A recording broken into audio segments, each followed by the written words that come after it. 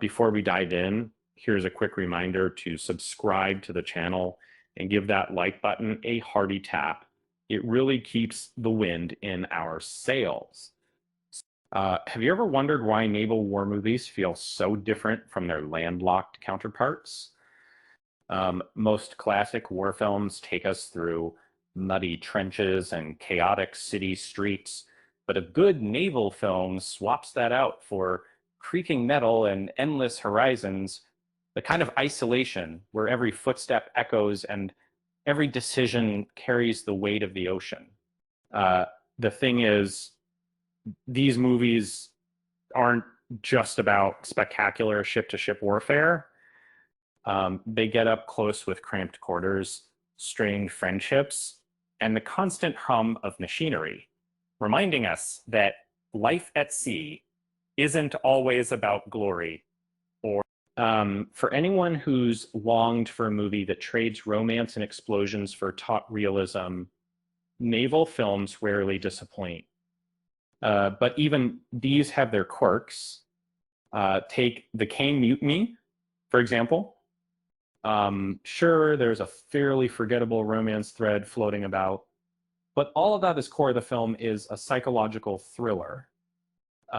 Watching Humphrey Bogart spiral into paranoia under the weight of command is like witnessing a slow, mesmerizing shipwreck.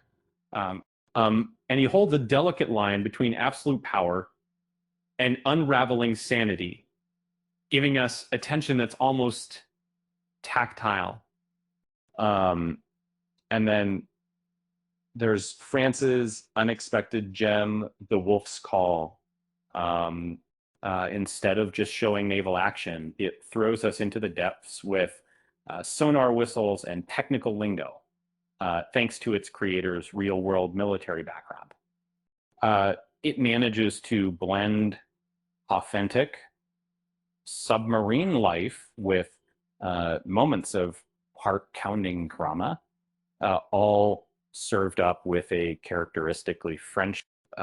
Speaking of blending cultures, The Sand Pebbles puts us on an American gunboat in a China simmering with conflict. And here, language barriers and cultural clashes aren't just set dressing. Like, they're the pulse of every scene.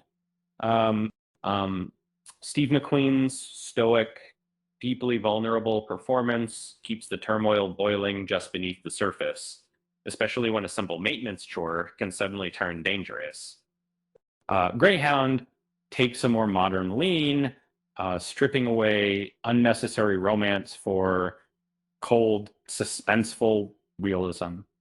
Tom Hanks shows us how harrowing naval command can be when danger sneaks up without warning, and your biggest enemy is the unknown.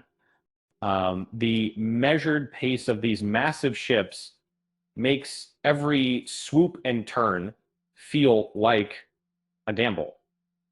Run Silent, Run Deep thrusts you into a WWII submarine with Clark Gable and Burt Lancaster, whose realness almost makes you forget their movie star personas. The authenticity shines in the technical dialogue about torpedo strikes and equipment. That is, if you ignore the fact that the actors are a tad older than real subcrewmen. For a sweeping history lesson, Torah. Torah can't be beat. This isn't just about the attack on Pearl Harbor. It's a nuanced look at both sides of the conflict. The film nails the confusion and shock of the moment, underlining every scene with the anxiety of those caught in its chaos. Sometimes a movie lets its pictures speak louder than words. Dunkirk plunges viewers into the thick of World War II's most perilous evacuation with minimal chatter and maximum visual drama. Uh, uh, the tension hangs so thickly over the beaches, boats, and battered men that you can almost taste the salt in the air. If you're after sweeping naval adventure from another era, Master and Commander, The Far Side of the World set sail during the age of tall ships and even taller boxes. Orders without. Uh, Here, gritty details from field surgery to Navy politics uh, bring the early 1800s to life, right down to the soaked boots and battered hulls. Now, for something a little lighter, down Periscope.